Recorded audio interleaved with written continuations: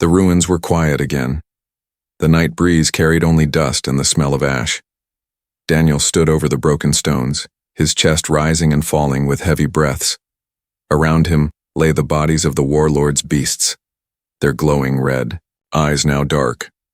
His energy knife dripped with thick black blood. He had survived, but only barely. His arms ached, his clothes were torn, and cuts burned across his skin. Behind him, the widow held her children close. Her silver eyes glowed faintly in the moonlight, but now they were fixed on Daniel with something new. Respect, maybe even awe. The children peeked from behind her, staring at the human who had stood against monsters for their sake. Daniel dropped to his knees. He pressed his hands against the ground, trying to catch his breath. He had fought before, on Earth, but this fight was different. These creatures were not just beasts, they were weapons. Someone had sent them. Finally, he turned his head toward the widow. "Why me?" he asked softly. His voice was hoarse. "Why did you come to me? There are other survivors in these ruins, other men of your people. Why a human?" The widow lowered her head. For a moment, she said nothing.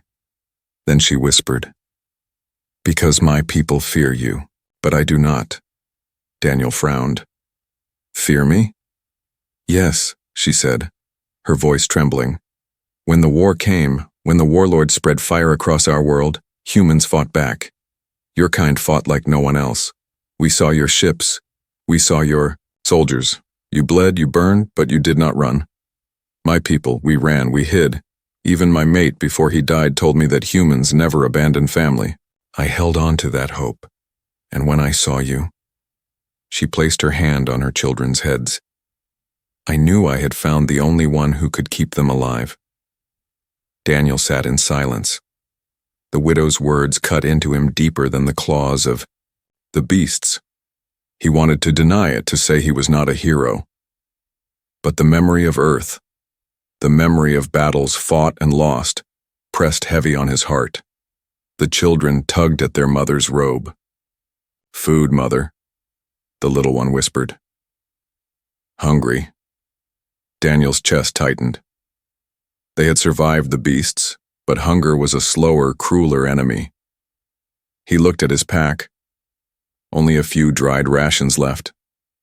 Not enough for 3. Maybe not. Even enough for him. "I'll find something," he said, standing again, though his legs shook. "There must be something left in the ruins." The widow nodded slowly. Her eyes followed him, full of quiet trust.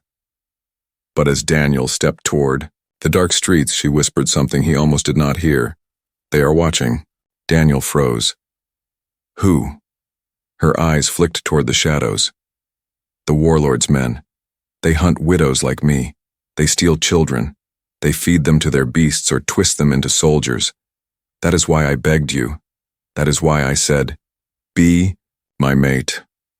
Only a bonded mate can claim children under our law. Only then will the warlord's hunters hesitate. Without you, they will take them." Her words made Daniel's blood run cold. This was not just hunger. This was not just survival. The widow's plea was about protection, about law, about standing against a dark power that still ruled these ruins. He looked into her silver eyes. For the first time, he understood the weight of her request. She was not asking for love. She was asking for shield, for strength, for a future. Before he could answer, a noise broke the silence. A high-pitched whistle. The widow's eyes widened. "Scouts," she whispered. Daniel turned, knife in hand. At the far edge of the ruins, glowing lights flickered. Shapes moved, tall and armored. They were not beasts this time. They were soldiers. The children clung to their mother, their small bodies shaking with fear. Daniel felt his heart pound. He had fought beasts, but soldiers were another matter. Beasts hunted with claws and teeth. Soldiers hunted with orders, with weapons, with cruel purpose. The widow stepped closer to him. Her hand brushed against his arm, trembling but firm.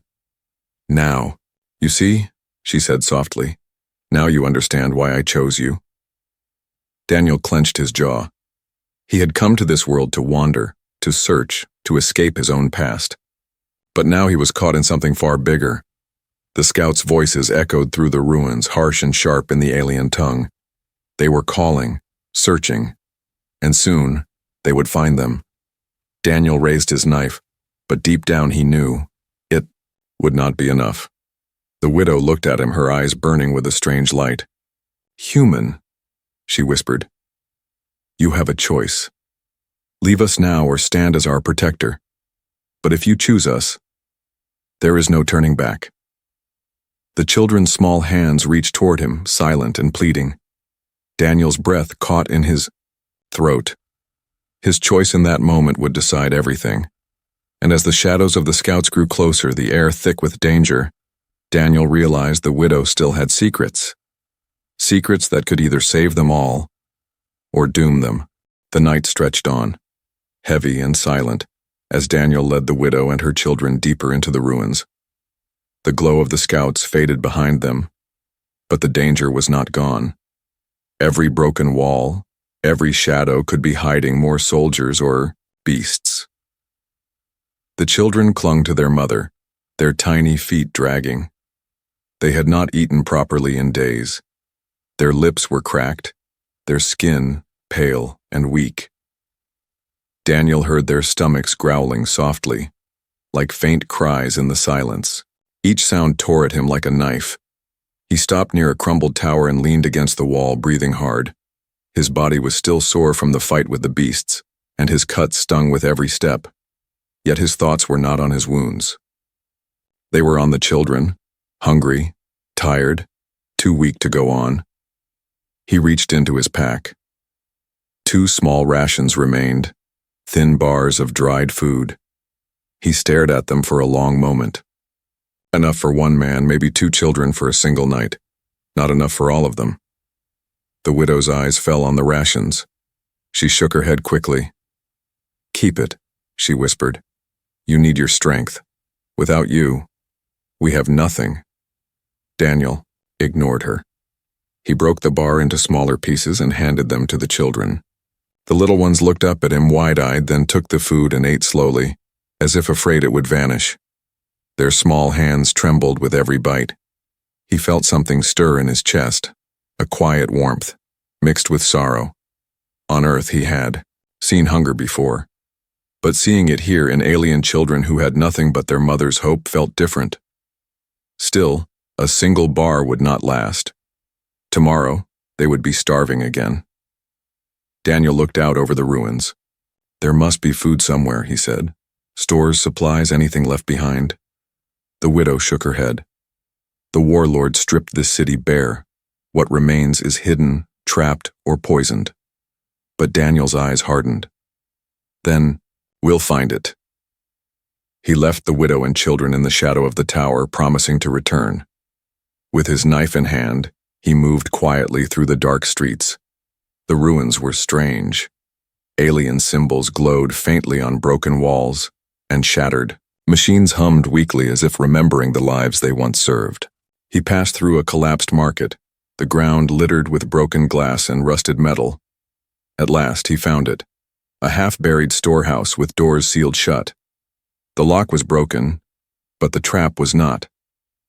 As he stepped closer, a sharp click echoed under his boots. Daniel froze. A faint red light blinked in the dust. "Damn," he whispered. The trap triggered with a hiss. A net of glowing wires shot upward, wrapping around him like fire. Sparks burned his skin as he fell to the ground. The air smelled of scorched metal. He struggled, but the wires tightened. From the shadows, movement came. Not beasts, not soldiers, scavengers. 3 alien figures crawled out of the dark, their bodies thin, their faces cruel. They wore scraps of armor and carried sharp tools made from broken steel. Their eyes shone with greed as they saw the trapped human. "Food," one hissed in the alien tongue. "He has food." Daniel's knife had fallen from his hand. His chest tightened. He had survived beasts and scouts. Was he about to die in a scavenger's trap? The scavengers closed in, reaching for his pack. But Daniel was not done yet. With a sharp breath, he twisted his body, forcing his arms through the burning wires. The pain was sharp, but his hand found the knife. With one strike, he cut the wires. Sparks flew as the net collapsed. He rolled to his feet, slashing at the nearest scavenger. The creature screamed and stumbled back. The fight was wild, brutal. Daniel's body screamed in pain, but his will burned stronger. These scavengers were desperate, hungry. But so was he, and he was not fighting for himself. He was fighting for the children. At last the scavengers fled, bleeding into the darkness. Daniel dropped to one knee, gasping. His hands shook. His body burned. But when he looked inside the storehouse, his heart lifted. Food. Alien food, dried roots, preserved grains, strange glowing fruit. Old, but still edible. Enough to feed the widow and her children for days. Daniel gathered what he could carry and hurried back to the tower. When the widow saw the food, her silver eyes widened. The children rushed forward, grabbing the fruit with trembling hands. For the first time, Daniel heard them laugh. Weak, soft, but real. The widow touched his arm gently. "You risked your life," she whispered. "For us." Daniel looked at her, then at the children. "I had no choice," he said simply. But deep inside, he knew it was more than duty. He felt a bond forming, fragile, strange, but real. The children ate until their eyes grew heavy with sleep. The widow tucked them close under her robe, her gaze still fixed on Daniel. "You fight like no one else. You give like no one else. Perhaps the stories about humans are true." Daniel sat quietly, his knife in his hand, his eyes on the dark horizon. He wanted to believe they were safe for now.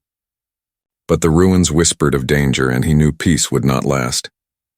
As he closed his eyes for a moment, a new sound cut through the night. A horn, low, deep, echoing across the ruins. The widow's face went pale. She clutched her children tightly. "Yo, warlords, hunters," she whispered. "They have found us." Daniel's grip on his knife tightened. The food had bought them hope, but it had also drawn enemies. Tomorrow, the true hunt would begin. The night air shook with the sound of the horn.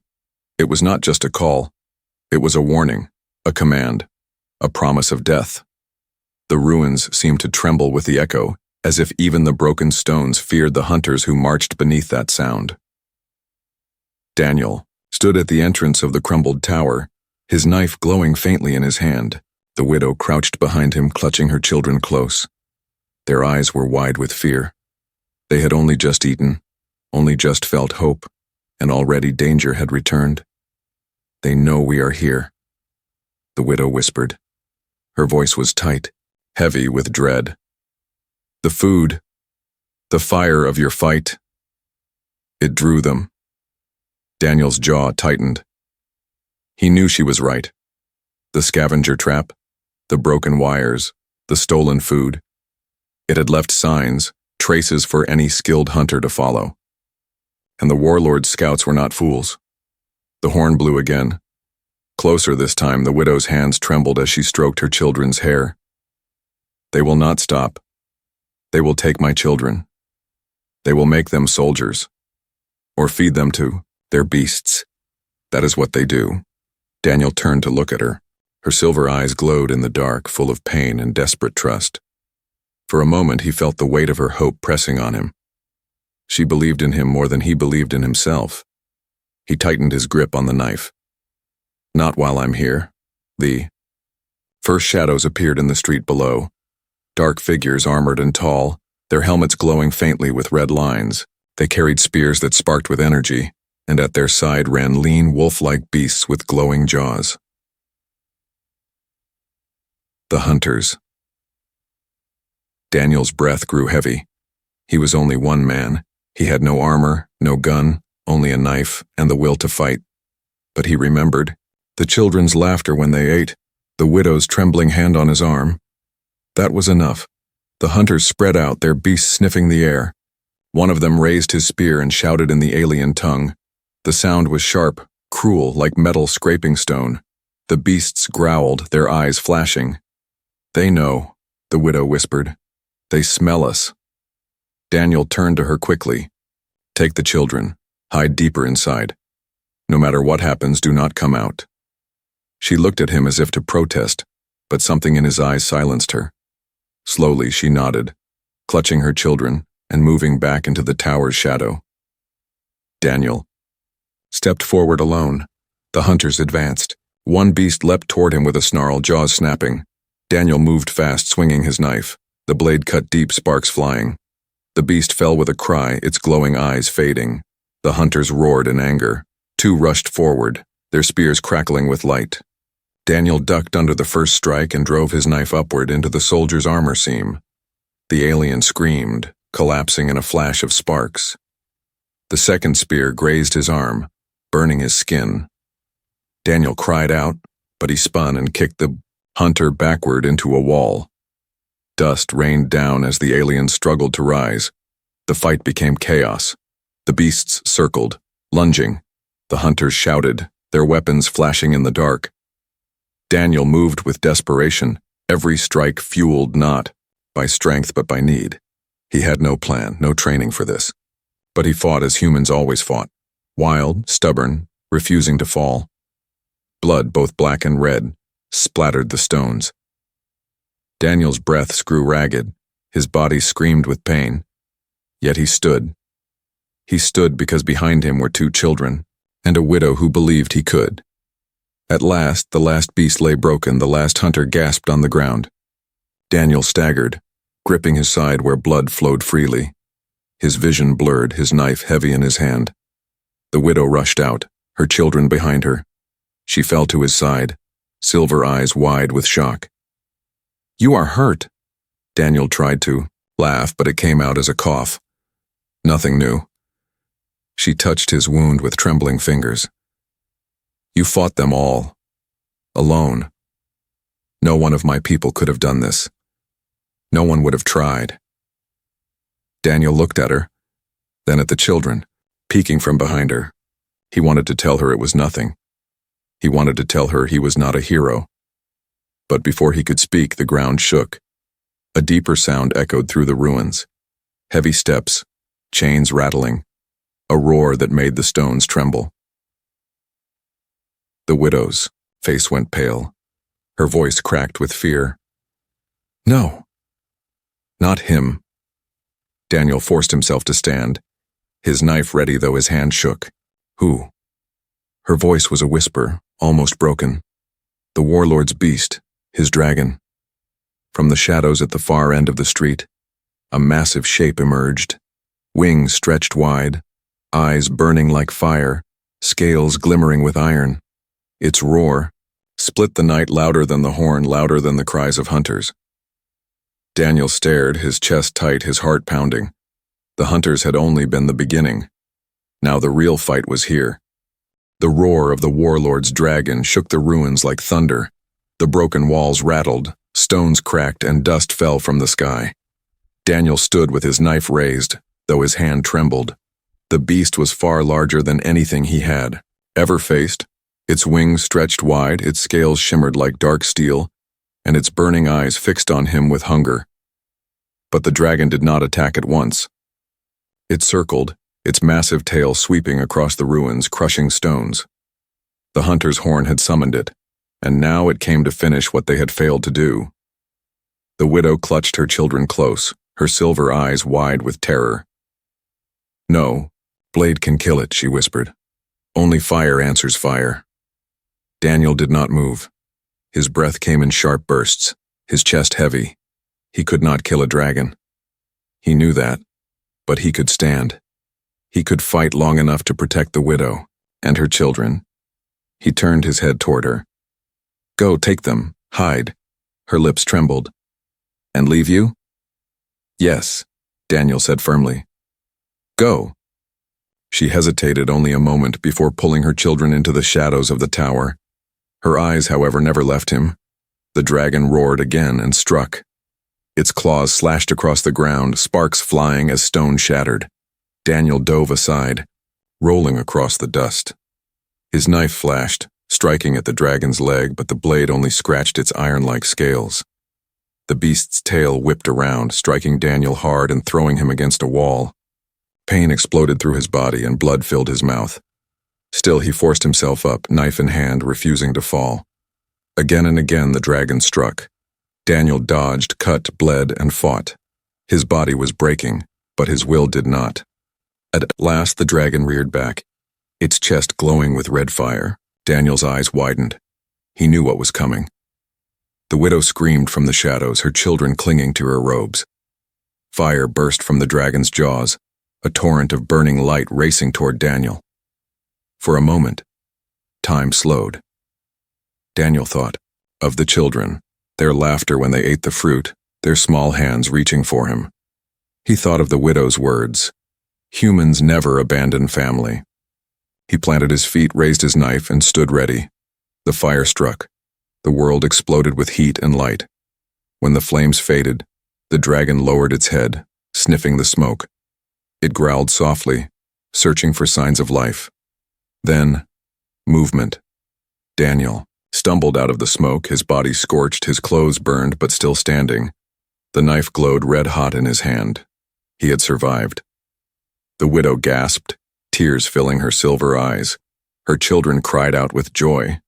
The dragon snarled in rage, wings beating, ready to strike again. But then a sound echoed through the ruins, a new horn, louder, deeper, commanding. The dragon froze. Slowly it lifted its head and spread its wings. With one last growl it turned and flew into the night, vanishing into the dark sky. Silence returned. Daniel dropped to his knees. His knife clattered to the ground. He could not move.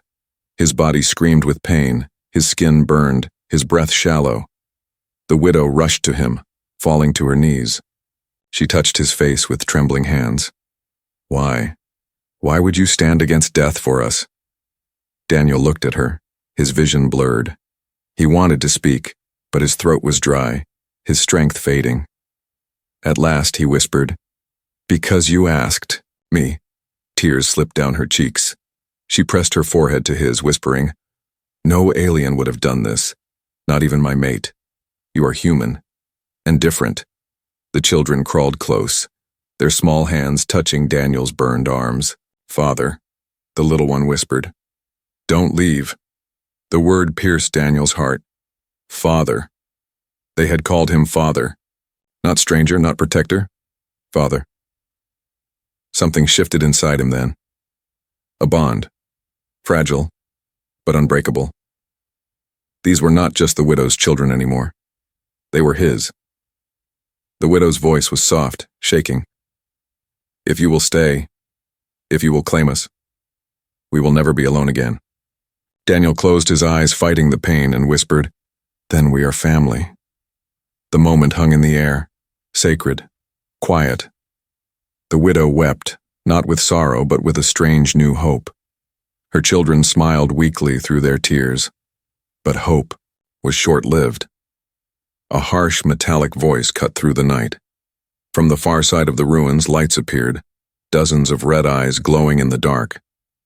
The warlord's army, soldiers, hunters, machines. They had come not just with beasts, but with full force. The widow's face went pale.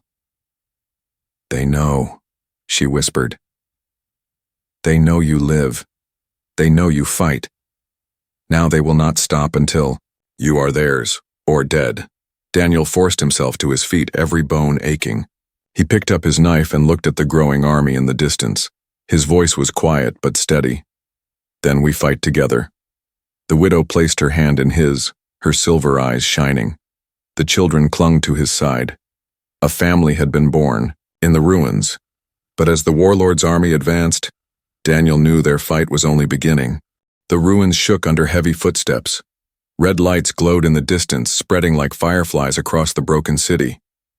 The warlord's army was coming, faster, stronger, and in greater numbers than Daniel had ever seen. The widow's silver eyes glimmered with panic. She clutched her children close. "We cannot fight them all," she whispered. "Not even you." Daniel tightened his grip on his knife. His body still burned from the dragon's fire, every breath a struggle. But he forced himself to stand tall. Then we don't fight, we run. The widow blinked, startled. Run? Where?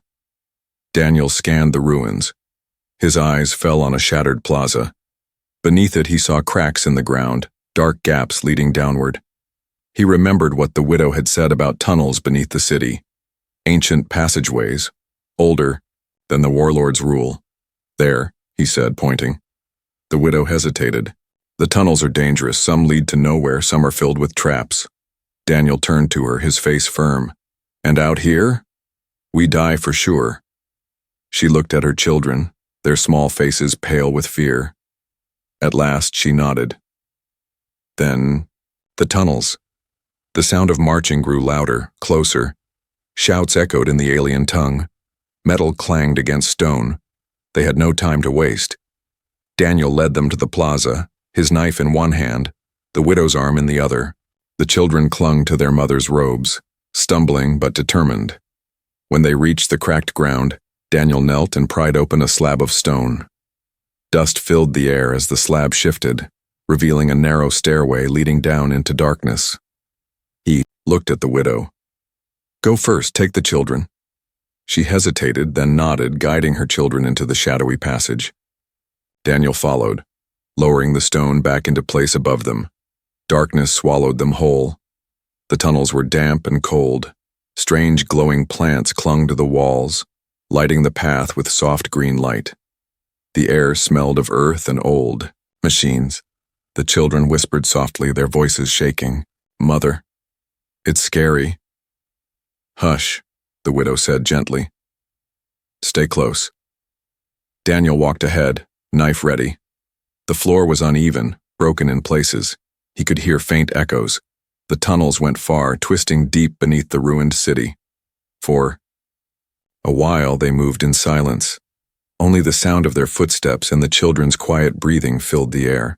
But then, a faint hiss echoed through the tunnel. Daniel froze. The widow's eyes widened. Not alone, she whispered. From the shadows ahead, shapes slithered into view. Creatures long and thin, their bodies glowing faintly like the plants. Their mouths opened wide, lined with too many teeth.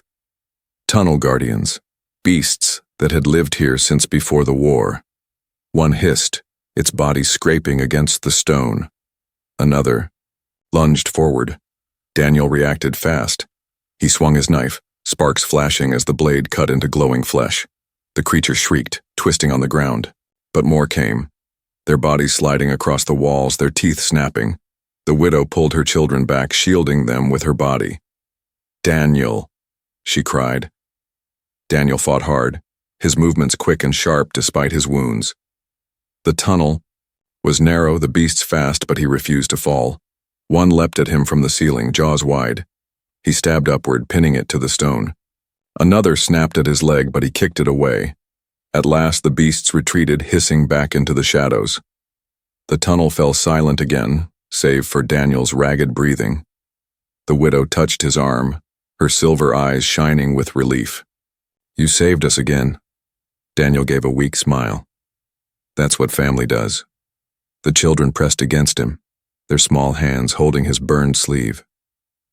Father is strong, the youngest whispered. Something warm filled Daniel's chest. For a moment the fear and pain faded, but the moment did not last.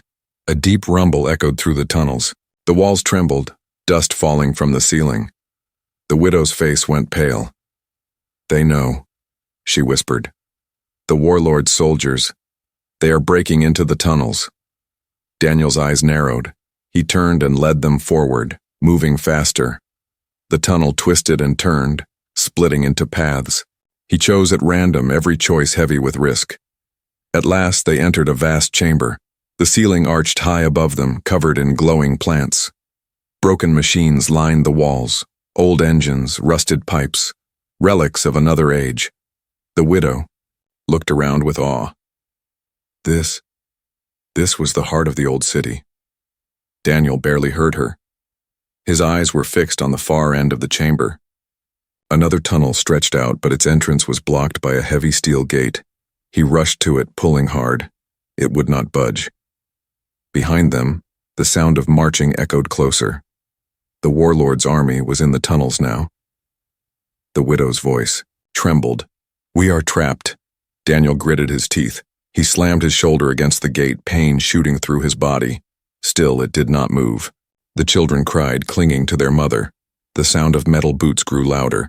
Shadows appeared in the passage they had come from. Red lights flickered. Daniel struck the gate again, his fists bloody, his voice a roar. "Move!" At last, the gate shifted, grinding open just enough for the widow and her children to slip through. Daniel shoved them forward. "Go!" he shouted. The widow grabbed his hand. "Not without you." He forced her through, then turned, knife in hand. The soldiers were coming fast, their weapons glowing. Daniel stood before the gate, bloodied and broken, but unyielding. The widow's voice echoed from the other side, full of fear and love. "Daniel." He met her silver eyes one last time before the soldiers rushed forward, and the gate slammed shut. The gate's slam echoed through the tunnels like thunder. Dust fell from the ceiling. The widow's cry of "Daniel" still rang in the air, but he could no longer see her silver eyes. She and the children were on the other side, safe, at least for now. Daniel turned back. Soldiers filled the chamber, their red lights glowing in the dark. Their armor was black, marked with the warlord's symbol, a jagged claw. Energy spears hummed in their hands. The sound of boots on stone was steady like a heartbeat of death. Daniel lifted his knife. His body was broken, his arms heavy, but his will burned strong. "If you want them," he growled, "you'll go through me." The soldiers did not strike. Instead, they parted, forming a path. From the shadows, a tall figure appeared. His armor was silver and black, his cloak long and flowing. His helmet, shaped like a beast's skull, hid his face, but his voice, low, cruel, commanding, filled the chamber. The warlord. "Human," the warlord said, his tone almost amused. "So you are the one who kills my beasts, slaughters my scouts, and steals my prey." Daniel's grip on his knife tightened. He said nothing. The warlord's head tilted. "You fight well, too well. Your body is broken, yet you stand. Your fire is stubborn. I like that." The soldiers' spears hummed louder, but they did not move. The warlord raised a single hand, and silence fell. "I will make you an offer," he said. His voice was smooth now, like a serpent's whisper. "You are strong, stronger than any alien left on this ruined world. Strong enough to be useful. Join me." Daniel's eyes narrowed. "Join you?" "Yes," the warlord said. "Leave the widow. Leave the children. They are nothing. Burdens. Weak blood," his tone sharpened. "But you could have power, food, weapons, my army at your command. Be my right hand, and you will never suffer again." Daniel's stomach twisted. The thought of abandoning them made his blood boil. But the warlord's words pressed like poison. He thought of his body, burned and scarred. He thought of hunger, pain, endless running. Power would mean safety. Comfort. The warlord stepped closer, his shadow falling over Daniel. "You pretend you fight for them, but deep inside you know the truth. You fight because you fear being alone. With me, you will never be alone again." Daniel's mind shook. He remembered the widow's tearful eyes, the children calling him father, their laughter when they ate, their hands clutching his sleeve. That was no burden, that was life, that was family. The warlord's voice grew darker. "Choose, human. Take my offer or die here. If you refuse, I will find the widow and her children. I will take them, and I will show you what happens to those who spit on my mercy." Daniel's chest burned with rage. His vision filled with the image of the warlord's hand crushing the children, of the widow's scream. His grip tightened on the knife until blood ran from his palm. His voice was steady when he spoke. "I choose them." The chamber fell silent. The warlord tilted his head slowly. "So be it. With a single gesture, the soldiers surged forward. Spears hissed, blades flashed. Daniel roared, swinging his knife, cutting through the first soldier. Sparks flew, blood splattered. He moved like fire, wild and unyielding. But there were too many. A spear struck his back. Another slammed into his leg. He fell to one knee, still fighting, still striking. His body was breaking, but his spirit would not bend. The warlord watched in silence, arms crossed, his voice cut through the chaos. Impressive, but foolish. At last, a blow to the head knocked Daniel down. His knife fell from his hand, clattering, across the stone. Soldiers pinned him to the ground, their boots crushing his chest and arms. The warlord stepped closer, looming over him. He reached down and lifted Daniel's chin with one clawed finger. "You could have been great," he said softly. "But you chose weakness. You chose family." Daniel spat blood at his feet. "Better weakness than you." For a moment, silence. Then the warlord laughed. A cold, terrible laugh that echoed through the tunnels. "Very well, human, if you will not serve me, you will break for me." He gestured, and the soldiers hauled Daniel to his feet, chaining his wrists with glowing binds. Daniel struggled, but the chains burned, biting into his skin. He could not break free. The warlord leaned close, his voice a whisper in Daniel's ear. "Tomorrow, your widow and children will see you. They will see you on your knees, begging me for mercy. And when they watch you break, they will learn that hope is an illusion." Daniel's heart pounded. Rage filled his chest, but his body could not move. The soldiers dragged him into the darkness, chains rattling with every step. The widow's voice echoed in his mind. "You are human. And different." He clenched his fists, his eyes burning with fire. He would not break, not for the warlord, not for anyone. But as the chains dragged him deeper into the tunnels, he knew one thing. The warlord's game had only just begun.